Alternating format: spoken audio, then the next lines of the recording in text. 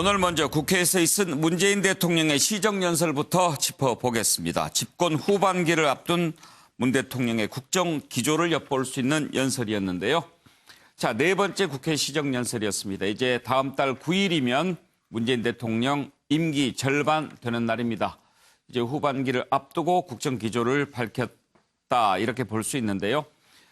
여러 가지 메시지를 던졌습니다. 공정 관련된 부분 그리고 경제, 검찰 개혁 빠뜨리지 않았고 여야정 협의체 대표회동 활성화하자 이런 얘기들을 했습니다. 패널들의 평가를 들어볼 텐데요. 오늘 본회의장 분위기 여야가 극명한 차이를 보여줬습니다.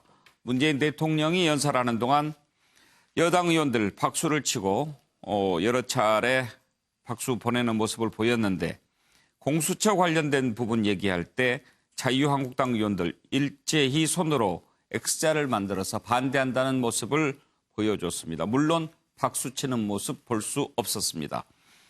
연설 끝나고 나가는데 몇몇 한국당 의원들 자리에 있지도 않고 서둘러서 퇴장하는 모습 보여줬고 또 그런 의원들 몇 명과는 악수하는 모습도 보여줬는데요. 이런 부분 좀 씁쓸한 장면이었습니다. 연설 주요 내용 한번 들어보실까요? 존경하는 국민 여러분, 국민의 다양한 목소리를 엄중한 마음으로 들었습니다. 공정과 개혁에 대한 국민의 열망을 다시 한번 절감했습니다. 정부는 그동안 우리 사회에 만연한 특권과 반칙, 불공정을 없애기 위해 노력해왔지만 국민의 요구는 그보다 훨씬 높았습니다. 국민의 요구는 제도에 내재된 합법적인 불공정과 특권까지 근본적으로 바꿔내자는 것이었습니다. 사회 지도층일수록 더 높은 공정성을 발휘하라는 것이었습니다. 대통령으로서 무거운 책임감을 갖겠습니다. 공정이 바탕이 되어야 혁신도 있고 포용도 있고 평화도 있을 수 있습니다. 어떤 기관도 국민 위에 존재할 수는 없습니다. 엄정하면서도 국민의 인권을 존중하는 절제된 검찰권 행사를 위해 잘못된 관행을 바로잡아야 합니다. 검찰에 대한 실효성 있는 감찰과 공평한 인사 등 검찰이 더 이상 무소불위의 권력이 아니라 국민을 위한 기관이라는 평가를 받을 수 있을 때까지 개혁을 멈추지 않겠습니다. 국민들뿐 아니라 대다수 검사들도 바람하지 않는 검찰의 모습이라고 믿습니다. 국회도 검찰 개혁을 위해 가장 중요한 역할을 맡아주시기 바랍니다. 공수처법과 수사권 조정 법안 등 검찰 개혁과 관련된 법안들을 조속히 처리해 주시길 당부드립니다. 공수처의 필요성에 대해 이견도 있지만 검찰 내부의 비리에 대해 지난날처럼 검찰이 스스로 엄정한 문책을 하지 않을 경우 우리에게 어떤 대안이 있는지 묻고 싶습니다. 권력형 비리에 대한 엄정한 사정 기능이 있었다면 국정농단 사건은 없었을 것입니다. 예, 연설 주요 내용 들어보셨는데요. 김영주 의원 어떻게 들으셨는지 궁금한데 연설 중간중간에 네. 야유 소리 또 웅성웅성 네. 거리는 소리도 들렸는데 네. 연설을 듣는 태도 이런 부분은 우리가 좀 이따가 따로 네, 한번 네. 짚어보기로 하고요. 네. 오늘 연설 김 의원께서는 어떤 부분에 좀 방점을 두었다고 보십니까? 네. 사실 오늘은 뭐 그동안에 우리 국정 기조에 대한 그 예산에 대한 얘기를 앞에 많이 하셨습니다만은 예. 공정, 혁신, 포용, 평화에 대한 얘기. 그다음에 이제 어쨌든 그 예산이라고 하는 것이 국정의 어떤 정책적 하나의 수단이다. 그런 의미에서 말하자면 어떤 복지 예산이라든지 또 예산의 정액이 이제 다음번에는 500억 조가 예. 되는 그렇게 넘어가는 이제 배경들을 잘 말씀을 하셨는데 문제는 이제 여전히 이 오늘 대통령의 표정이 좀 이렇게 굳어 있다. 예. 그런 것들을 볼 수 있었고 그런 의미에서 예산을 그 말하자면 통과시켜 달라는 의지 이를 생각했다면 야당에게 조금 더 부드럽고 업소하는 태도가 있어야 되는데 방금도 얘기했지만 어떤 야당 의원들이 싫어할 만한 단어 예컨대 국정농단이라든지 공수처에 대한 강조라든지 이런 것을 함으로써 에서 피해가지 않겠다. 정면 돌파하겠다. 야당보다는 국민을 믿고 뚜벅뚜벅 가겠다. 이런 식의 어떤 신년의 국정 철학을 논하는 같은 느낌이 들었습니다. 그래서 과연 그것들이 과연 의미하는 바가 뭐냐.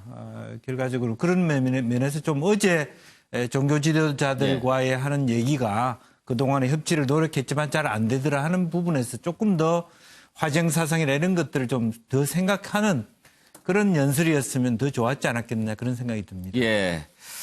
정태근 의원께서는 어떻게 들으셨나요? 마침 우리 김용주 의원께서 그 화쟁사상에 나온 지공 말씀을 하시니까요. 근데 원효대사께서 그 화쟁사상의 지공을 얘기할 때 어제 원행 스님이 지공만 얘기했는데요. 제가 여기 써놨습니다만 무사지공입니다. 지극히 공정한 그런 수준으로 가려면 무사.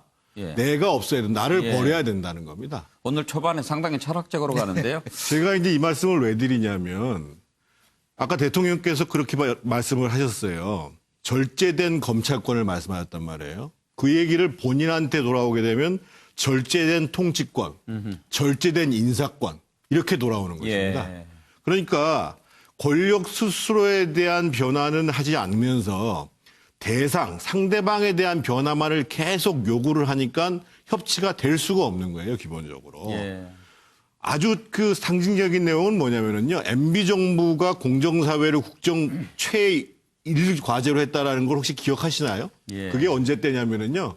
2008년에 집권해서 중반기를 접어서는 2010년 8.15 때 발표했습니다.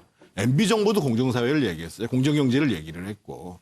핵심은 공정경제, 공정사회로 나아가는 데 있어서 그리고 검찰권을 공정하게 행사하는 데 있어서 핵심은 뭐냐?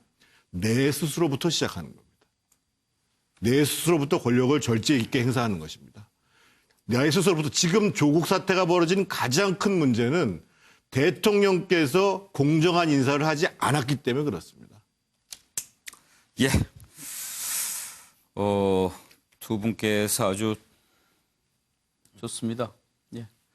차전 교수께서는 어떤 점을 좀 관심 있게 보셨나요? 저는 뭐 오늘 문재인 대통령께서 집권 중반기에 이제 곧 그 임기 반환점을 돌지 않습니까? 나름대로 아마 남아있는 이 국정 운영에 대해서 이 공정개혁 드라이버로 정면 돌파를 하겠다는 나름의 정치적 승부수를 던진 것이 아닐까 하는 생각이 듭니다.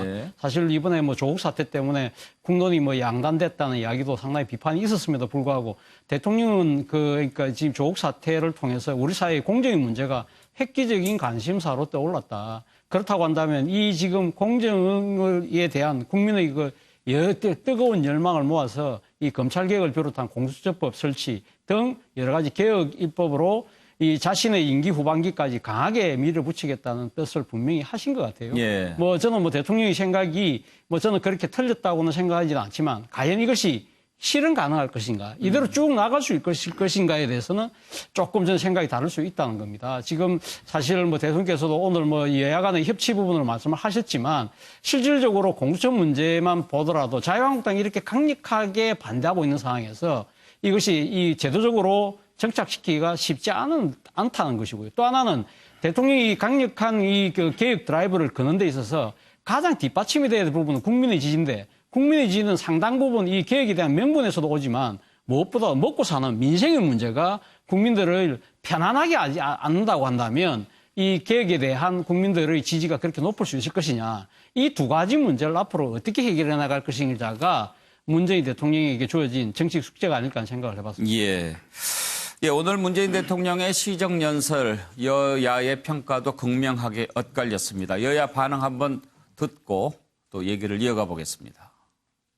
혁신, 포용, 공정, 평화의 네 갈래로 구체화된 것에 대해서 공감합니다. 정부가 편성한 예산을 국회에서 신속하게 심의해서 필요한 입법을 뒷받침해서 내년도의 경기 침체, 경기 하방의 위협을 극복하는 데 전력을 다해야 되겠다. 더 일자리가 좋은 이런 발전으로 갈 거냐. 함께 노력을 해야 된다고 생각해요.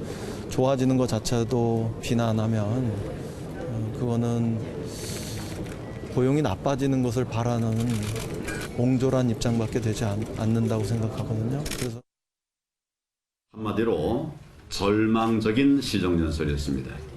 역시 듣고 싶은 것만 듣고 보고 싶은 것만 보는 그런 고집불통 대통령이라는 사실만 확인할 수 있었습니다. 오늘 대통령 시정연설의 내용을 한마디로 요약하면 결국 빚을 내서라도 내 마음대로 하겠다 하는 것입니다. 조국 대란에 대한 사죄도 반성도 한마디 없었습니다. 그리고 검찰 개혁만 주장했습니다. 제가 여러 번 말씀드렸습니다마는 지금 개혁해야 될 것은 검찰이 아니라 문재인 정권입니다. 여야의 평가 들어봤는데요. 장성철 소장은 연설 어떻게 평가하시겠습니까? 안타깝다라고 생각이 듭니다. 왜냐하면 내년 예산안을 의원들께 얘기를 하고 국민들께 보여드리고 이해와 양해를 구하는 그런 자리였는데 예산안 시정연설이었다라고 보기보다는 어떠한 정치학 강의, 공정이라는 화두를 꺼냄으로써 정치학 강의같이 돼버렸어요. 그 점은 너무 안타까워요. 우리가 지금 이 방송을 하면서도 내년 예산안이 어떻게 될 것이냐라는 것보다 공정사회로 전국을 정면 돌파하겠다. 이런 식의 화두를 먼저 얘기하는 거 보면 오늘 대통령의 시정연설은 좀 실패한 부분이 있지 않을까라는 생각이 듭니다. 특히 공수처가 있었다면 국정농단이 없었을 것이다. 이런 식의 말씀을 하셨거든요. 권력형 비리를 엄정하게 사정을 했다면 국정농단 없었을 것이다라고 얘기를 하는데 그거를 공수처로 연결을 시키셨어요. 제대로 하는 것이 중요합니까? 빨리 하는 것이 중요합니까? 10월 말까지 공수처를 빠르게 밀어붙이듯이 한다라는 것. 그것을 왜 시정연설에서 말씀을 하셔서 야당의 반발을 사는 것인지 그 부분은 좀 전략적인 미스가 있었다. 그래서 좀 안타깝다. 그렇게 말씀드리고 싶습니다. 예. 현재까지는 문재인 대통령 연설 좀 아쉬운 부분들이 많이 있다. 이런 지적이 더 많으신 것 같네요. 오기영 변호사는 어떻게 들으셨나요? 오늘 국정연설의 내용은 크게 이제 이 하반기 국정 과제 좌표를 좀 제시하고자 하는 그런 시도였다고 생각합니다. 첫 번째는 확대 재정하자라는 거였고, 그 다음에 이제 혁신, 포용, 공정, 평화라고 하는 주제로 해서 국정 과제를 좀 구체적으로 국민들에게 보고하고 국회에 설명하는 그런 자리였던 것 같습니다. 확대 재정 관련해서 지금 조금 전에 황교안 대표 이야기를 했는데 약간 좀 왜곡이 좀 있는 것 같습니다. 이게 확대 재정이 지금 오늘 또 발표하면서 설명하는 게 있었는데 GDP 대비 현재 우리나라 국가 채무가 40%지 않습니까? 그리고 OECD 평균이 120%가 될 겁니다. 이 IMF에서도 우리나라의 국가 재정 건전도에 대해서 되게 건전하다고 이야기를 했고 그걸 지금 수년째 우리나라에 대해서 확대 재정을 하라고 요구를 하고 있습니다. 그렇게 권고를 하고 있어서 그걸 받아서 적극적으로 필요할 때는 하강 국면에서는 적극적인 재정 정책을 통해서 경제를 살리자 이런 이제 시각을 갖고 지금 추진을 하고 있는데 그 중에 하나가 이제 이거고요. 그다음 이제 이와 관련해서 예산안 통과가 지금 올해가 3년 차인데 계속 힘들었습니다. 여수야대 전국에서 민주당 독자적으로 이 예산을 통과시킬 방법은 전혀 없습니다. 그래서 첫 해가 2017년도 보면은 국민의당이랑 같이 연대해서 허용을 하니까 자유한국당 패승이라고 이야기했고 작년에는 바른미래당, 정의당 또 이제 평화당 등이 왜 합의를 안 해주고 자유한국당과 더불어서 끝내냐, 더불어 자유한국당이냐 이런 비난을 많이 했습니다.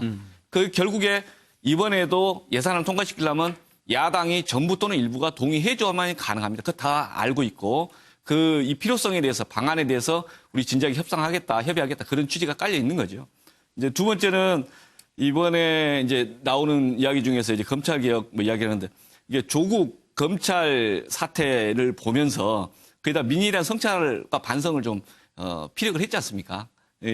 어찌됐든 다른 의견을 가진 분들이 의견도 드려야 된다라는 점에 대해서 대통령이 솔직히 인정을 했고 그에 대한 이제 대안을 어떻게 하면 제시해야 된다. 그 과제가 공정에 대한 과제가 있었다. 특히 청년들의 또는 교육에 대한 이런 공정에 대한 과제가 있으니 그걸 하자. 그리고 공수처도 같이 하자라는 문제 제기를 했다고 봅니다. 예. 서종 변호사 평가가 궁금합니다. 저는 이제 오늘 그 전문을 제가 몇 번 읽어봤거든요. 예. 한마디로 이제 두 가지가 없어요. 첫째는 이제 그 정확한 현실 진단이 없어요. 정확하게 현실을 진단 못하니까 당연히 올바른 처방도 없어요. 왜? 현실을 이게 정확히 진단해야만 처방이 나올 거 아닙니까? 대통령은 이제 그 자화자찬 전부 이게 늘어났지만 제가 보기에 현실을 보면 우리나라는 이게 오면 초과의 외교 안보 위기, 북한까지 포함해서 미, 러시아, 중국, 일본 오면 초과의 외교 안보, 그다음에 소득주도 성장의 부작용으로 최악의 경제 민생, 또는 이제 그 조국 임명으로 말미암아서 최악의 국론 분열, 이런 이게 현실을 인정해야죠. 지금 이게 우리나라 모습이 대통령이 약속한 한 번도 경험해보지 못한 나라다운 나라입니까? 이게 지금 우리나라가 그런 나라입니까? 그게 아니잖아요. 현실에게 제대로 처방을 내려야죠. 그럼 이게 대책이 나옵니다. 대책은 뭐냐? 대통령이 반성과 성찰부터 해야죠. 왜 자꾸 이게 남 탓하고 야당 탓하고 자화자찬합니까? 반성과 성찰부터 하고, 그 다음에 조국 장관 대국민 석고대자는 심정으로 사과를 해야죠. 왜 사과 한마디 없습니까?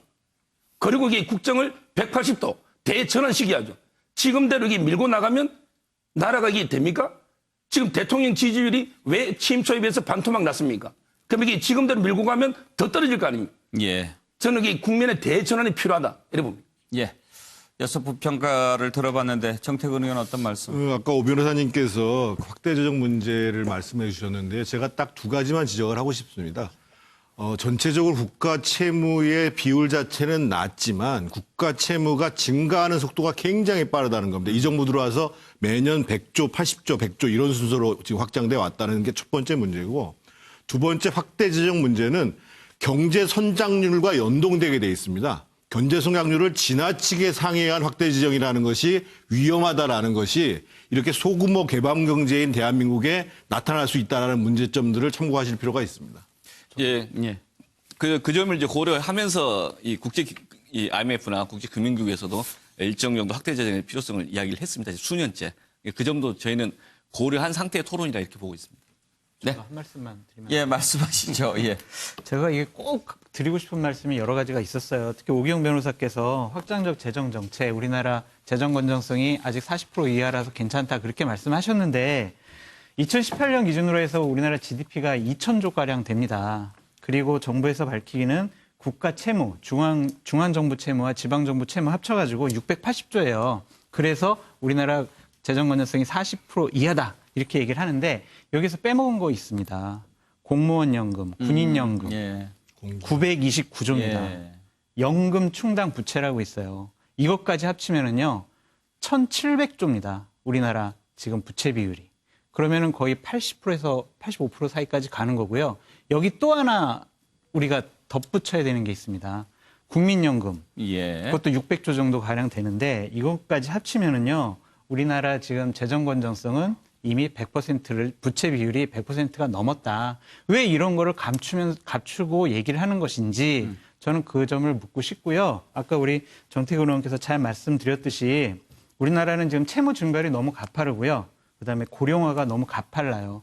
그런 차원에서 지금 우리가 지금 40%도 부채 비율이 안 되니까 확장적인 재정 정책을 하자. 이것은 좀 다시 한번 살펴볼 부분이 있다라고 말씀드리고요. 예. IMF에서도 확장적 재정 정책을 해야 된다라고 권고했다고 하는데 거기서는 그냥 퍼주기식 그런 복지에다가 그 확장적 재정 정책을 투입하라고 하는 게 아니에요. 연구 개발 사업 하는 거하고 생산성 향상에 투입하라는 거지 그냥 무차별 복지, 포퓰리즘 이게 아닙니다. 그렇기 때문에 우리는 이 부분은 좀 정확히 살펴볼 필요가 있다 말씀드립니다. 그 예산은 뭐 해마다 늘어났지만 방금 말씀하신 중에 연금이라든지 이런 부분을 감추었다 이렇게 표현하셨는데 김영주 의원 감췄다는 표현 동의하십니까? 그럼 감췄다기보다는 사실은 그런 부분들이 충분히 드러나 있다고 봐야 되겠죠. 그러나 이제 강조를 어느 부분에 했느냐의 문제고 또 하나는 기본적으로 현 상태에 대한 진단이 그러면 노무현 정부가 하듯이 그러한 어떤 말하자면 양극화를 중지시키는 그러한 노력들이 과연 무가치한 것인가? 소위 말하는 소득주도 성장이 그렇게만 공격당할 것인가? 저는 사실은 2008년 이후 전 세계 모든 나라가 정책적 경제 정책의 지향을 제대로 갖추고 나아가는 나라는 별로 없습니다. 물론 이제 가파르게 복지를 증가하는 것에 대한 위험성 또 그런 것들은 있습니다만은 그런 측면에서 좀 더 이렇게 이 시점을 좀 더 다시 평가할 수 있는 시점이 오지 않겠나 그렇게 생각이 듭니다. 장 소장님 말씀에 대해서 하나만 좀 이제 보완하면요. 기본적으로 속도에 대한 이야기는 같이 토론해야 할 주제로 생각을 하는데 확대 제정한 확대 부분 다 파퓰리즘으로만 이제 복지를 쓴다. 그건 아니다. 이건 좀 약간 수정하고 가겠습니다. 저희가 보면요. 고정 지출 비용이 50%가 넘어요. 내년 예산에 보면. 그럼 이것은 어떤 생산성 향상을 위한 투자할 수가 없고요. 김영주 의원님께 한 말씀 드리고 싶은 게 뭐냐면 이 정부가 해야 될 일을 안 하는 게 한 가지가 있어요. 많은 것들이 있지만 공무원 연금 개혁, 군인 연금 개혁 안 합니다. 저도 공무원 연금을 받지만 이것은 개혁하지 않으면요. 나중에 파탄나게 돼 있습니다. 이것을 해야 된다라고 저는 말씀드리고 싶어요. 저는 뭐 그 부분도 동의를 하고 특히 공기관에 최근에 들어서 사실은 어떤 배점을 맞춰가면서까지 어떤 그 사회적 기여도를 높이는 것들은 다시 좀 제고될 필요가 있다고 생각이 들고요. 예산 부분은 사실은 좀 더 크게 기여하기로는 전년 대비 몇 프로씩 올라가는 것에 대한 큰 변혁이 좀 필요합니다. 사실은 예산에 대한 좀 아쉬운 것은 현재의 기조대로 왜 올렸느냐 얘기하기보다는 국민 전체가 새로운 틀에 맞는 새로운 경제에 맞는 정부 부처의 예산 개혁까지도 논의할 때가 아닌가 그렇게 생각이 들어요. 예, 잘 들었습니다. 오늘 이런 지적이 나오는 것은 오늘 문재인 대통령의 시정연설이 예산안 시정연설이기 때문에 좀 더 예산안에 집중한 그리고 그쪽을 좀 더 보강한 그런 연설이었다라면 더 낫지 않았을까 그런 아쉬움이 좀 담겨 있는 그런 게 아닌가 싶기도 하고요. 또 오늘 마침 패널로 나오신 분들께서는 예산안을 깊이 들여다본 경험이 많으신 분들이라서 더 앞부분 토론이 깊이가 있었던 것 같습니다. 연설 내용 전반적인 평가를 한번 해봤고요. 태도 한번 짚어볼 텐데 오늘 문재인 대통령 국회 시정연설 하기 전에 국회의장단 그리고 여야 지도부 만나서 환담했습니다. 그때만 해도 분위기가 좀 그렇게 나쁘지 않았던 것 같은데 연설하는 도중에는 야당 의석에서 야유도 나오고 또 X자 몸짓도 나오고 그랬습니다. 한번 보시죠.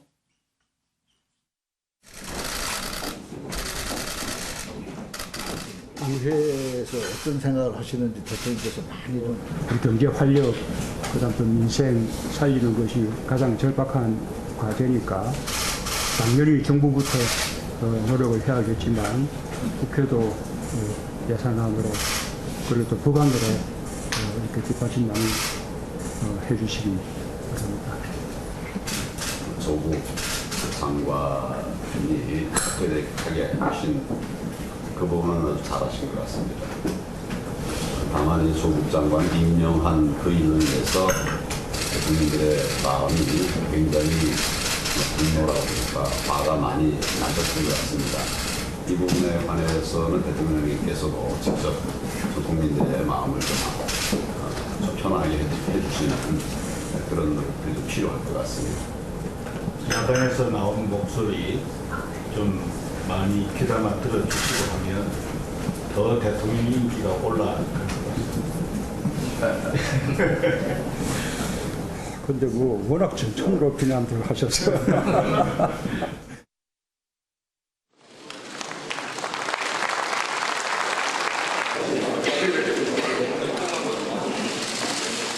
어떤 기관도 국민 위에 존재할 수는 없습니다.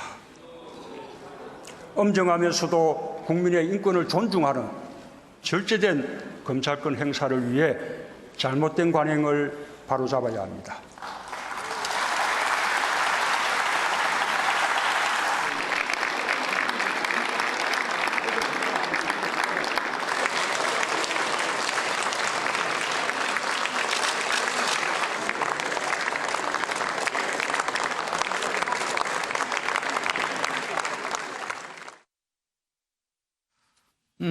차재원 교수, 네.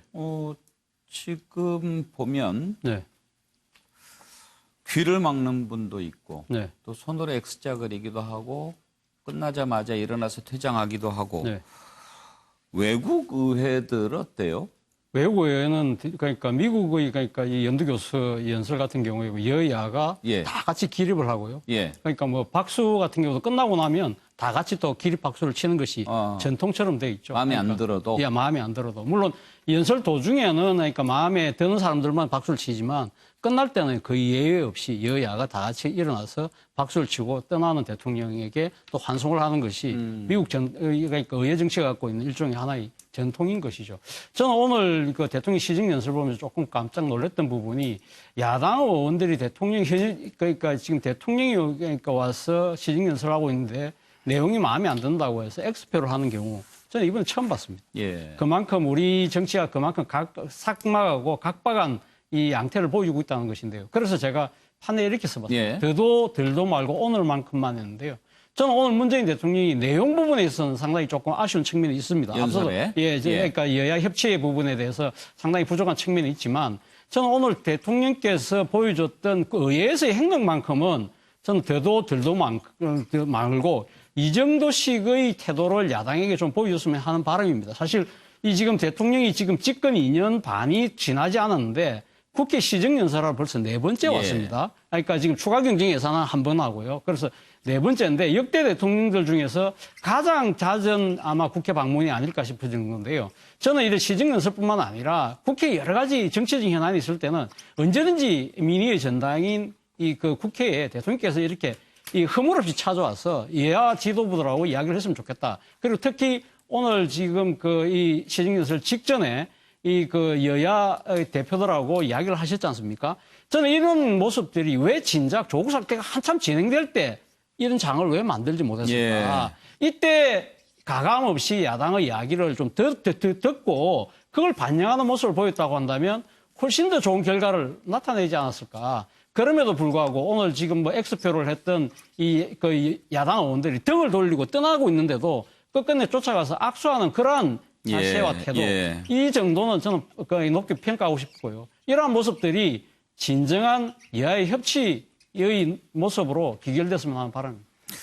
장성철 소장은요? 한국당의 태도는 잘못됐다고 생각을 합니다. 4가지죠. X자하고 귀 막고 그다음에 박수 안 치고 악수 안 하고 등 돌리고 이런 모습은 국가 원수에 대한 예우가 아니라고 생각합니다. 아무리 반대하고 상대 진영의 대통령이지만 나라의 가장 큰 어른 아닙니까?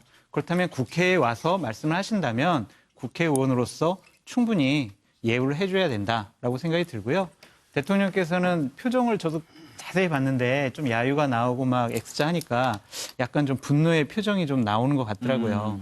그거를 꾹 참으시고 한국당 쪽을 향해서 더 말씀을 많이 하셨던 것 같은데 오늘 중요한 말씀 하셨어요. 여야 국정협의체 만들어라. 여야 정당 대표 회동 활성했으면 좋겠다. 이런 말씀 하셨거든요. 이제 임기가 11월이면은 2년 6개월, 이제 딱 반기점이 지난 건데요. 대통령께서 좀 넉넉한 마음을 갖고 포용하셨으면 좋겠습니다. 오늘 포용이라는 단어를 14번 말씀하셨는데 야당에 대한 포용 꼭 필요하다는 생각입니다.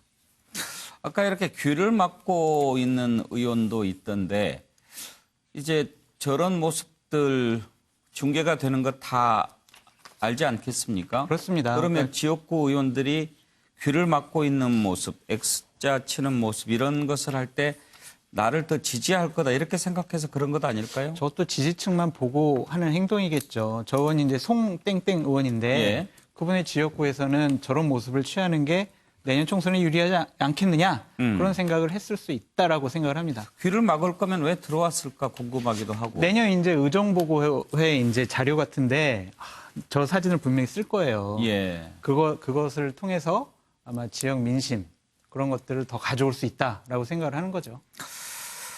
네. 나경원 대표가 이제 카운팅해서 총선의 가산점을 공천 점수해 주겠다 그렇게 말씀하지 않을까 싶은데.